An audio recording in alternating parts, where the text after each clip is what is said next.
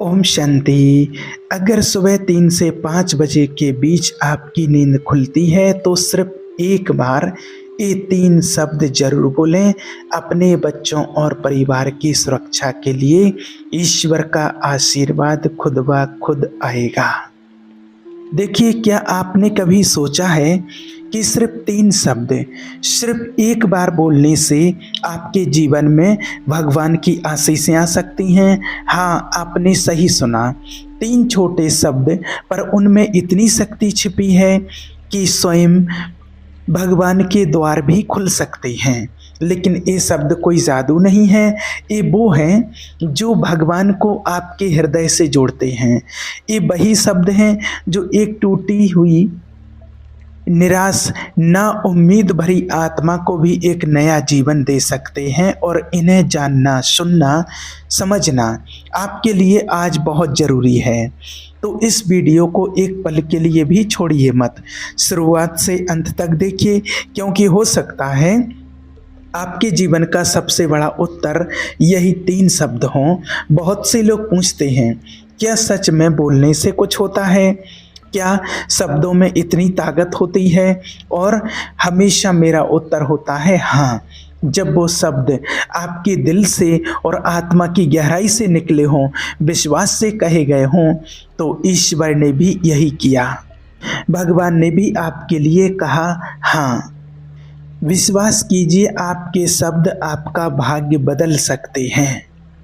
और आज हम उन्हीं 3 शब्दों की बात करेंगे जो आपके जीवन में ईश्वर की कृपा और आशीष को ऑटोमेटिक खींच करके लाते हैं। क्या आप तैयार हैं? क्या आप जानना चाहते हैं वे 3 शब्द कौन से हैं? तो अभी आप कहीं मत जाइए, बस अगले ही पल आप जानने वाले हैं कि वो 3 शब्द जिनके साथ आपका हर दिन एक ईश्वर की आशीष से भर सकता है। अब आप सोच रहे होंगे कि वो ऐसे 3 शब्द कौन से हो सकते हैं जो हमारे जीवन में इतनी बड़ी आशीष ला सकते हैं।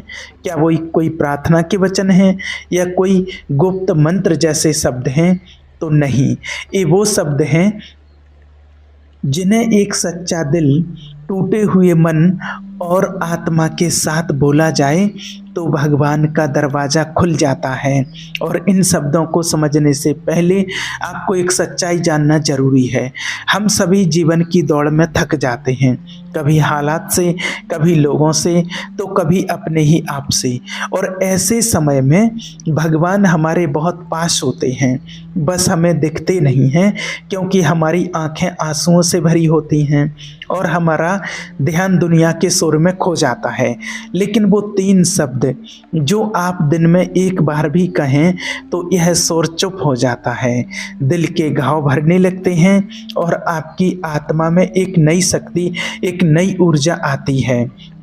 याद रखें कि ये शब्द कोई धर्म का नियम नहीं है, ये शब्द कोई धर्म का नियम नहीं है, बल्कि एक रिश्ते की पुकार है। आत्मा और परमात्मा का सच्चा दिल से रिश्ता, उसकी पुकार है। एक बच्चा जब अपने पिता को पुकारता है तो शब्द कम होते हैं लेकिन असर उसका गहरा होता है। यही 3 शब्द आपको ईश्वर से फिर से जोड़ सकते हैं, आपके टूटे हुए जीवन को फिर से संभाल सकते हैं, आपकी आत्मा को ऊर्जावान बना सकते हैं। तो क्या आप जानना चाहते हैं वो 3 शब्द? तो बस थोड़ा और रुकिए, अगले ही भाग में हम उन 3 शब्दों की गहराई में उतरेंगे और आपको पता चलेगा कि वो क्यों इतने शक्तिशाली हैं।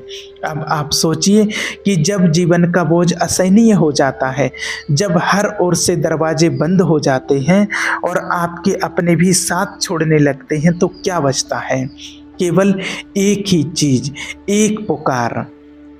और वो पुकार जो आपके दिल से निकलती है, ना बनावटी होती है, ना शब्दों में लिपटी हुई होती है, वो सीधे ईश्वर तक पहुंचती है। और उस समय जब कोई रास्ता नज़र नहीं आता है, जब आप खुद को अकेला महसूस करते हैं, तो अगर आप एक शब्द बोलें, प्रभु, हे परमात्मा, यही है पहला शब्द, हे प्रभु, तेरे सिवा मेरा और कोई नहीं।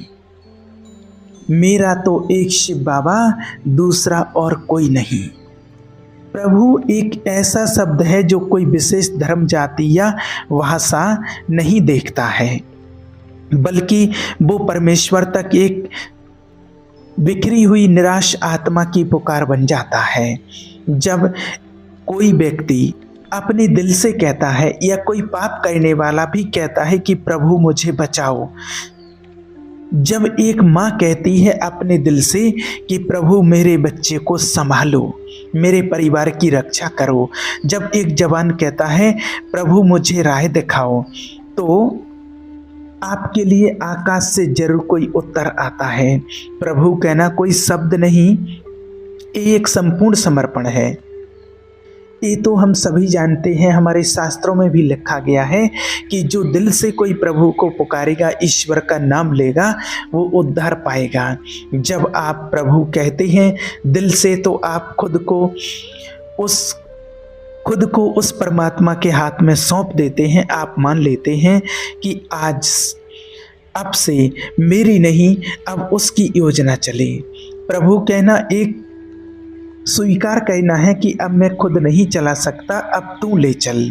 और विश्वास मानिए, जो व्यक्ति दिन में सच्चे दिल से प्रभु कहता है, या फिर सबसे जो सटीक इसका समय जो आपको पहले ही मैंने बता दिया है कि बहुत अच्छा जो समय होता है जब आप सुबह सो करके उठते हैं, ब्रह्म मुहूर्त का जो समय होता है 3 से 5 बजे के बीच में, अगर आप उठ करके और ये शब्द बोलते हैं, या आप उस टाइम पर नहीं उठ पाते तो जब भी आप उठते हैं उस टाइम पर आप ये शब्द बोलते हैं, तो उसके जीवन में समझिए कि ईश्वर खुद उतर आते हैं उसकी मदद करने के लिए।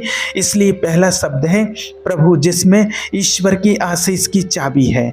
लेकिन बस ये तो शुरुआत है, अब बारी है दूसरे शब्द की, जो प्रभु के साथ मिलकर आपकी आत्मा की जंजीरें तोड़ देगा। जब कोई प्रभु कहता है तो समझिए कि उसके लिए धरती भी हिलने लगती है और आत्मा में एक अजीब सी शांति उतरती है। लेकिन क्या ये पुकार अकेले काफ़ी है? क्या सिर्फ प्रभु कहने से सब कुछ बदल जाता है? कई बार नहीं, क्योंकि सिर्फ पुकारना नहीं, स्वीकार करना भी बहुत ज़रूरी है। परमेश्वर सिर्फ सुने जाने के लिए नहीं है, वो चाहते हैं कि हम उसे पहचानें, उसे जानें और उसके सामने झुकें। जब इंसान जीवन की ऊंचाई पर होता है तो वो खुद को काफ़ी समझता है, लेकिन जब वो अपने अंदर से कभी टूटता है, गिरता है, अंधेरे में भटकता है, तब उसे एहसास होता है कि एक शक्ति है उससे ऊपर, जिसके बिना वो कुछ नहीं। और वहीं से आता है दूसरा शब्द, क्षमा। जब कोई प्रभु को पुकार कर कहता है, हे प्रभु मुझे क्षमा करो, मेरे पापों को माफ़ करो, मेरी गलतियों को क्षमा करो, तो वो सिर्फ एक शब्द नहीं कहता है, वो अपनी गलतियां मानता है, वो अपनी आत्मा को खोल देता है, प्रभु क्षमा करो। यानी मैं आपके सामने खड़ा हूँ अपने पापों, अपनी कमजोरियाँ और अपनी असफलताओं के साथ, और मैं आपसे कहता हूँ, हे प्रभु परमात्मा मुझे माफ़ कर दो, मेरी गलतियों की क्षमा कर दो।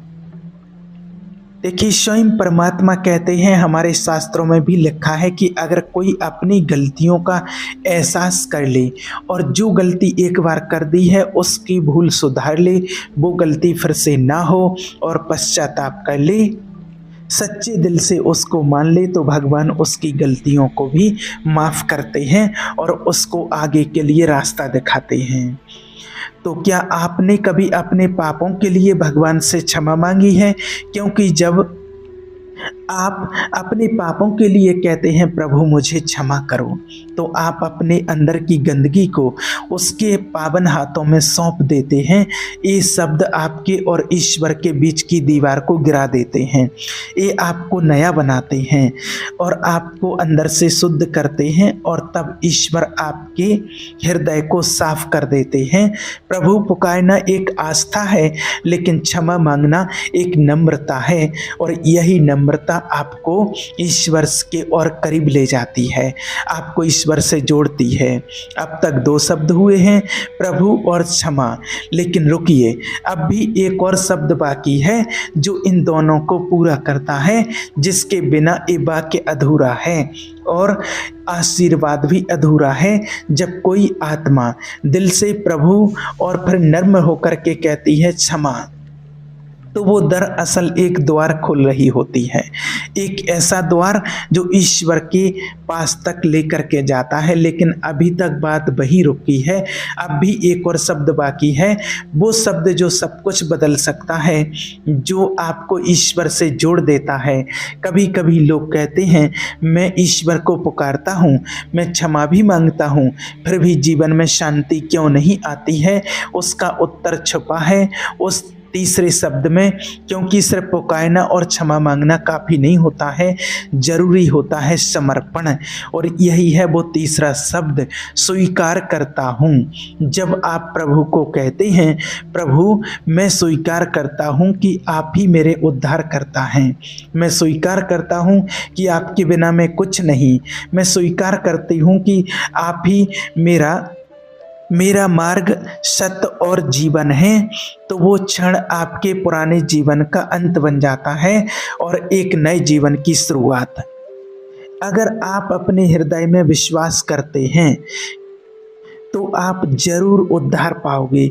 यानी कि सिर्फ बोलना नहीं, बल्कि उसे पूरे दिल से स्वीकार करना आपके जीवन का सबसे बड़ा मोड़ बन जाता है। जब आप कहते हैं प्रभु क्षमा करो और मैं आपको स्वीकार करता हूँ, तो आपका नाम समझिए कि जीवन की पुस्तक में लिखा जाता है और जो पापों का बोझ था वो उस क्षण से ही आपके लिए कम हो जाता है और आपके परिवार की रक्षा स्वयं ईश्वर करते हैं। जब आप कहते हैं प्रभु क्षमा स्वीकार करता हूँ, ये कोई साधारण शब्द नहीं है, ये आत्मा की पुकार है। और जब इन्हें विश्वास और सच्चाई से बोला जाए तो जीवन में चमत्कार होने लगते हैं, रिश्ते सुधरते हैं, अंदर की शांति लौटती है, बीमारी पर काबू मिलता है और सबसे बढ़कर परमेश्वर का आशीर्वाद आपके लिए मिलने लगता है। तो अगर आपने इन 3 शब्दों को आज तक सिर्फ मुंह से कहा है, मुंह से बोला है, तो अब समय है इन्हें दिल से कहने का।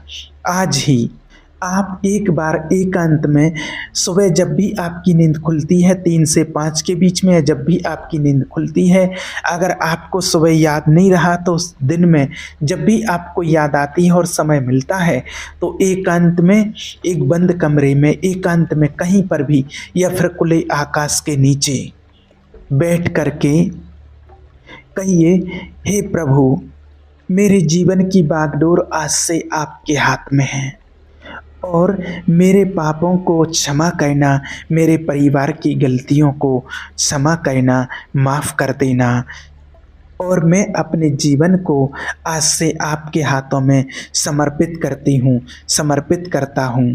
तो फिर देखना कैसे ईश्वर का आशीर्वाद आपके जीवन में आने लगता है, कैसे ईश्वर की अनुभूति आपको होती है कि जैसे भगवान आपको स्पर्श कर रहे हों और कहते हैं कि हे प्रभु अब आज से आप मेरे हो।